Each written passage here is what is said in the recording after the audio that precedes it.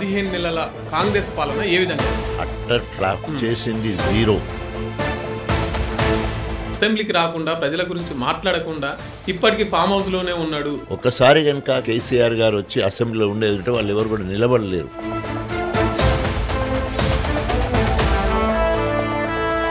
So పక్క శేషంగనపూర్లో ఉప ఎన్నికలు వస్తాయా? కాంగ్రెస్ ప్రభుత్వం 6 నెలల కూలిపోతుంది. అడిఎంసీ కాలే ఐరన్ లెగ్ కథ. ఆయన ఎక్కడ పోతే అక్కడ పని ఆగిపోతుంది, ఏదో ఒక కార్యక్రమం జరుగుతుంది. కాబట్టి కడియం వచ్చిండు, గణపుడుకు కరువు వచ్చిందని ప్రజలందరూ అనుకునే పరిస్థితి ఇప్పుడు ఉంది.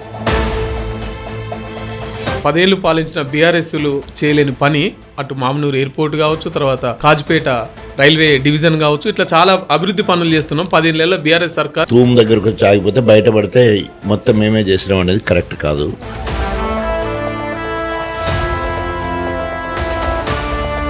కడియం శ్రీహరి గారిది ఏ పార్టీ?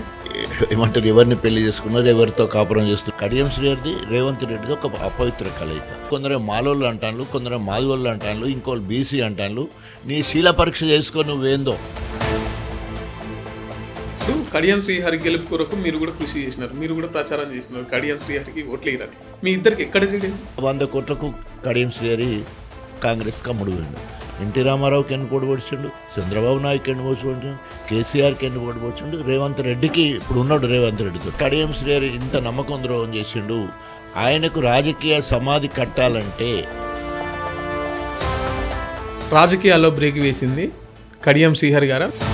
శేషంగనపూర్ నుంచి 4 సార్లు ఎమ్మెల్యే గెలిచినారు కదా. శేషంగనపూర్కి చెప్పుకోదగ్గ ఒక 5 పనులు. అధికారం పోయిన తర్వాత ఎవరిని పట్టించుకోలేదు. వంశీధర్ రెడ్డి అనే అతను ఎప్పుడైతే కడియం శ్రీహరి కాంగ్రెస్ పోయిండో ఆయనతోనే అడుగుకోవడం జరిగింది. తప్పకుండా ఆయన మూల్యం చెల్లించక తప్పదు. ఏమన్నా ఆయన కూడా వంశీధర్ రెడ్డి ఏమన్నా బుక్ రాస్తున్నారా? పింక్ బుక్ ఏమన్నా పేర్లు ఎక్కిస్తున్నారా? తప్పకుండా. తెలంగాణ రాష్ట్ర ముఖ్యమంత్రి ఎవరైనా? అందరికీ అనుమానం వస్తుంది, ఎవరు కూడా చెప్పలేకపోతున్నాడు. ఈరోజు ఇప్పుడే వచ్చిన న్యూస్ ఏంటంటే ఈ పార్టీ మారిన 10 మంది ఎమ్మెల్యేలు కూడా సుప్రీంకోర్టుకి అఫిడవిట్ పెట్టారు. ఏమని? మేము ఎక్కడ కూడా పార్టీ మారలేదు, మేము బీఆర్ఎస్లోనే ఉన్నామని చెప్పేసి. అంటే మొన్ననేమో కాంగ్రెస్ వేదికగా పెద్ద బహిరంగ సభ పెట్టారు శేషంగనపూర్లో. మళ్ళీ ఇప్పుడేమో మేము పార్టీ మారలేదు, బీఆర్ఎస్లోనే ఉన్నామని చెప్పేసి సుప్రీంకోర్టుకి అఫిడవిట్ పెట్టినారు. సో ఇప్పుడు దాన్ని బట్టి నైతిక విలువలు ఎవరికి ఉన్నాయి, వాళ్ళ భాష ఎట్లా ఉన్నది, వారి అంటే వ్యవహారం ఎట్లున్నది, వారి ఏమంటారు, ఎవరిని పెళ్లి చేసుకున్నారు, ఎవరితో కాపురం చేస్తున్నారు, క్లియర్గా కొట్టొచ్చినట్టు కనిపిస్తుంది కదా. తప్పకుండా తినబోతూ రుచెందుకు 25వ తారీఖు నాడు సుప్రీంకోర్టు ఏ నిర్ణయం తీసుకుంటుందో చూద్దాం. ఓకే, ఇప్పుడు కడియం శ్రీహరి గెలుపు కొరకు మీరు కూడా కృషి చేసినారు, మీరు కూడా ప్రచారం చేస్తున్నారు కడియం శ్రీహరికి ఓట్లు వేయరని. మీ ఇద్దరికి ఎక్కడ చేయలేదు? ఇప్పుడు నేను పార్టీకి విధేయుడిని అంటే తెలంగాణ వాదిని, తెలంగాణ అస్తిత్వం కోసం, తెలంగాణ ఆత్మగౌరవం కోసం, తెలంగాణ ఉనికి కోసం, తెలంగాణ అభివృద్ధి కోసం అధికార కాంగ్రెస్ పార్టీ ఎమ్మెల్యే పదవికి రాజీనామా చేసి మాదిగవాడు మాత్రమే త్యాగం చేయగలడు. ఆనాడు సదాలక్ష్మి 1970 ప్రాంతంలో ఆమె ఎమ్మెల్యే పదవికి రాజీనామా చేసింది. కానీ అప్పుడు తెలంగాణ రాలే. 2011లో అక్టోబర్ నెలలో నేను తెలంగాణ వస్తుంది అని చెప్పేసి అన్నాడు, రాజీనామా చేయలే. బిడ్డలు ఎక్కడ పడితే అక్కడ పిట్టల లెక్క రాలిపోతూ ఉన్నారు. ఇతనన్నా తెలంగాణ ఇస్తానని మళ్ళీ వెనుకపోయిన కాంగ్రెస్. సో దాని మీద 3 సార్లు రాజీనామా చేసి యాక్సెప్ట్ అవుతుంది, 4వసారి రాజీనామాను యాక్సెప్ట్ చేసుకొని తెలంగాణ రాష్ట్ర సాధన కోసం అధికార కాంగ్రెస్ పార్టీని ఎమ్మెల్యే పదవికి వదిలిపెట్టి మళ్ళీ ఉద్యమంలో తొలి దళితుడిగా ఒక గొప్ప చారిత్రాత్మక నిర్ణయం తీసుకోవడం జరిగింది. 2011లో నేను తెలంగాణ వస్తుంది అనుకోలే. ఒక మాదిగవాడిగా అప్పుడు సదాలక్ష్మి ఏ నిర్ణయం అయితే తీసుకున్నదో మళ్ళీ నేను చరిత్రలో మిగిలిపోవాలి, నాకు చరిత్ర పుటల్లో తెలంగాణ కొట్లాడిన రాజన్న అని ఒక పేపర్ ఉండాలని ఒకే ఒక ఆలోచనతో రాజీనామా చేసిన. కేసీఆర్ చేయబట్టుకొని తెలంగాణ మొత్తం తిరిగే అవకాశం వచ్చింది నాకు. తెలంగాణ రాజన్న లెక్క తెలంగాణ లెక్క తిరిగిన. తెలంగాణ వచ్చిన తర్వాత తప్పకుండా కేసీఆర్ గారి ఆశీస్సులతో అది కూడా హిస్టారికల్ ఈవెంట్. ఏమంటారు, who is the first deputy CM of Telangana అని ఒక ఎంట్రన్స్ క్వశ్చన్ ఈరోజు. సో డాక్టర్ రాజయ్య అనేది ఇది ఫర్ ఎవర్ తెలంగాణ ఉన్నంత కాలము ఈ ప్రశ్న ఉంటుంది, ఆ ప్రశ్న ఉంటే జవాబు ఇదే ఉంటుంది. సో ఆ రకంగా కార్యక్రమం నేనేమో త్యాగం చేసి బీఆర్ఎస్ పార్టీలోకి వచ్చిన. కానీ కడియం శ్రీహరి ఎప్పుడు త్యాగం చేయడు. ఉదాహరణకి ఎన్టీ రామారావు గారు పిలిచి ఆయనకు టికెట్ ఇచ్చి మార్కెట్ శాఖ మంత్రిని చేస్తే ఆయన మీదకి వైస్రాయ్ హోటల్లో చెప్పులు వేసిన దాంట్లో కడియం శ్రేయర్ ఉంటాడు. ఆయనకి ఎన్నుపొడి పొడిచిండు, చంద్రబాబు సంకలజ్ వచ్చిండు. 4 పదవులు, మార్కెట్ శాఖ, social welfare minister, education minister, irrigation minister, 4 శాఖలు 10 సంవత్సరాలు ఏకైక మంత్రి వరంగల్ జిల్లాకు టీడీపీ నుంచి అయిపోయింది. మళ్ళీ అవకాశవాదంగా 10 ఏళ్ళు మరుగున పడ్డాడు. తర్వాత ఇక సచ్చిన పాములక ఉన్నాడు. కొంచెం తోక మాత్రమే ఆడే పరిస్థితి ఉన్నప్పుడు కేసీఆర్ దగ్గరికి వచ్చి మళ్ళీ జీవిగంజి పోసినట్టు అయ్యి మళ్ళీ బీఆర్ఎస్ పార్టీలోకి వచ్చి ఎంపీ అయ్యిండు. ఎంపీ అయ్యి మళ్ళా డిప్యూటీ సీఎం అయ్యి 2 సార్లు ఎమ్మెల్సీ అయ్యి ఎడ్యుకేషన్ మినిస్టర్ అయ్యి తర్వాత మళ్ళా బ్లాక్మెయిల్ చేసి 2014లో నేను రాజయ్య టికెట్ అడిగితే రాజయ్యకి ఇచ్చిండు, 2018లో రాజయ్య నేను టికెట్ అయితే రాజయ్యకి ఇచ్చిండు. నేను రాజయ్య కంటే సీనియరు, నీతో అనేక సంవత్సరాలు కలిసి పనిచేసిన, నువ్వు ఇప్పుడు కూడా రాజయ్యకి ఇచ్చాయంటే నేను నా బిడ్డ కాంగ్రెస్కి పోతామని చెప్పేసి బ్లాక్మెయిల్ చేశాను. ఆయన బ్లాక్మెయిల్ చేసినట్టు కేటీఆర్ చెప్పిండు, హరీష్ రావు గారు చెప్పిండు, తర్వాత కేసీఆర్ గారు కూడా స్వయం చెప్పారు. సో కాబట్టి ఒక సీనియర్ నాయకుడు, ఎందుకంటే 10 ఏళ్ళు అక్కడ మంత్రిగా ఉన్నాడు, ఇక్కడ వచ్చి 10 ఏళ్ళు ఇక్కడ మంత్రిగా పనిచేసిండు, ఉప ముఖ్యమంత్రి ఉన్నాడు, ఇట్లాంటి వాడు ఎలక్షన్లో కనుక అటు పోతే పార్టీకి నష్టం జరుగుతుంది కదా అనే ఉద్దేశంతో నన్ను పిలిచి కన్సోల్ చేసి, నువ్వు రైతు సమితి చైర్మన్ గుండు, రేపు మనదే ప్రభుత్వం వస్తుంది, ఎమ్మెల్సీ ఇచ్చి మంత్రిని అవుతావు లేదా ఎంపీ టికెట్ నీకే ఇస్తామని నన్ను కన్సోల్ చేశారు.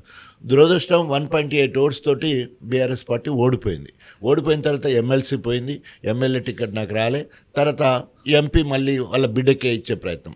అంటే ఇక్కడ ఏంటంటే బాధ ఏంటంటే నేనేమో ఒబీడియన్స్కి పరాకాష్ట. ఉదాహరణకి తెలంగాణ రాష్ట్ర సాధన కోసం ఎమ్మెల్యే పదవికి రాజీనామా చేసిన, డిప్యూటీ సీఎం అయినాక తీసేస్తే ఒబీడియంట్గా ఒక మాట అనుకుంటున్నా, ఎమ్మెల్యే టికెట్ నాకు ఇవ్వకున్నా కూడా పల్లె రాజశేఖర్ జనగాంలో ఎమ్మెల్యేగా నువ్వు గెలిపించాలి, గన్పూర్ గెలిపించాలి అని మీరు అడిగిన ప్రశ్న జవాబు. గన్పూర్ గెలిపించాలి, తర్వాత జనగాం గెలిపించాలంటే అవిభక్త వరంగల్ జిల్లాలో ఇవి 2 గెలిచినాయి. ఈ 2 గెలిచడానికి కారణం ఏంటి? నా యాటిట్యూడ్ కానీ, నా ప్రచార విధానం కానీ, నేను డప్పు కొట్టడం కానీ, నేను మాట్లాడే విధానం కానీ, ప్రజల ఆత్మీయతను పంచుకునే విషయంలో అంత దగ్గరైపోతాను కాబట్టి నా 2 నియోజకవర్గాలలో గెలిచినాయి. సో ఆ రకంగా నేనేమో త్యాగం చేసి ఇట్లొస్తే మళ్ళీ ఎంపీ టికెట్ కూడా నాకు ఇవ్వకుండా మళ్ళీ కడియం శ్రీహరి బిడ్డకే ఇచ్చారు, పార్టీ ఫండ్ ఇచ్చారు.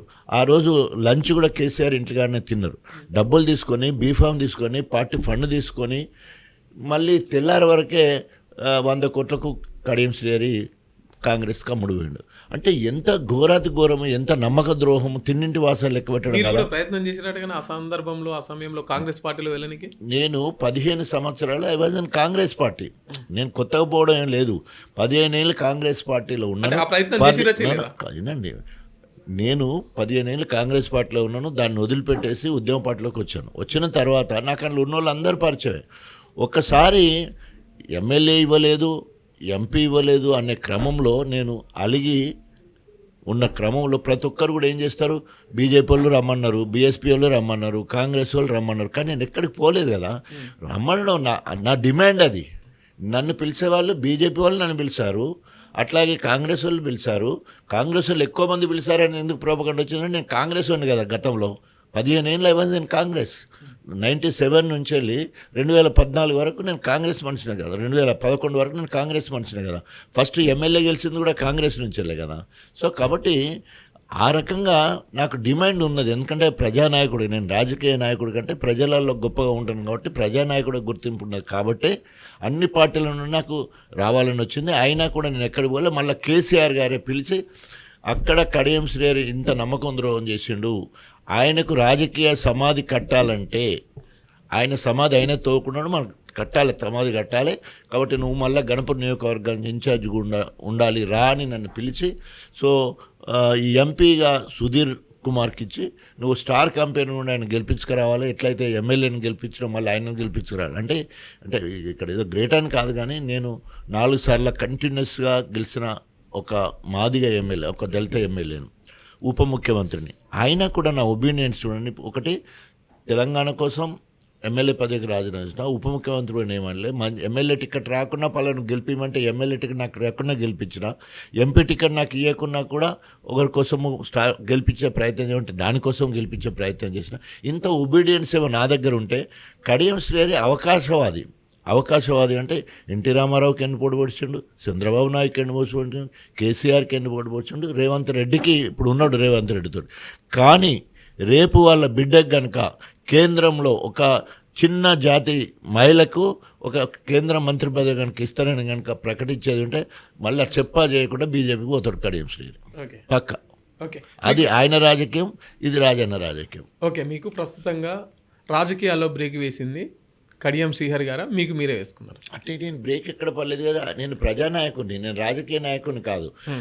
రాజకీయ నాయకునికి ప్రజానాయకునికి తేడా అంటే రాజకీయ నాయకుడు కుట్రలు కుతంత్రాలు ఎత్తులు జిత్తులు ఇవన్నీ చేస్తుంటాను. నేను 24 గంటలు ప్రజలతో ఆత్మీయత పంచుకుంటూ ప్రజల్లోనే ఉంటాను. చావులకు కానీ బ్రతుకులకు కానీ వాళ్ళ కష్ట సుఖాలు వచ్చినప్పుడు పంచుకోవడం కానీ ప్రజా వ్యతిరేక విధానాలు అవలంబిస్తున్న ప్రభుత్వం ఇది కానీ పోరాటం చేయడానికి నిత్యం ప్రజలలో ఉంటాను. నేను సమాజ్ చేసుకున్నది ఎక్కడున్నది? ఎప్పుడు మొన్నటి వరకు ఎమ్మెల్యే కోసం పల్లెరాజేశ్వరరెడ్డి కోసం తిరిగితే, సుధీర్ కుమార్ కోసం ఎంపీ కోసం తిరిగితే, తర్వాత అప్పటి నుండి ప్రజా వ్యతిరేక విధానాల మీద ఎప్పటికప్పుడు గణప నియోజకవర్గంలో ప్రోగ్రాం చేస్తూనే ఉంటాయి, రైతు ధర్నాలు చేస్తూనే ఉంటుంది, చావుల కడిగి పోతే ఎప్పుడు ప్రజలనే ఉండబడుతుంది. మనం ఎప్పుడు నాకు రాజకీయ సమాధి ఎక్కడ? కడియం శ్రీహరికి రాజకీయ సమాధి చేయాలని చెప్పేసి కేసీఆర్ అన్నాడు. ఎందుకు అన్నాడు ఆ మాట అంటే, ఇప్పటికీ కడియం శ్రీహరి ఏం చెప్పుకుంటాడంటే, గణపురం నియోజకవర్గం నాకు రాజకీయ జన్మనిచ్చిన గణపురం అని చెప్తాడు. సో ఇక్కడే జన్మనిచ్చింది కదా, ఇక్కడే రాజకీయ సమాజ్ చేయాలని చెప్పి బీఆర్ఎస్ ప్రభుత్వం, బీఆర్ఎస్ పార్టీ లేదా కేసీఆర్ గారు అన్న నినాదము. తప్పకుండా అదే అమలు చేయాలని లక్ష్యంతో ముందుకెళ్తున్నాం.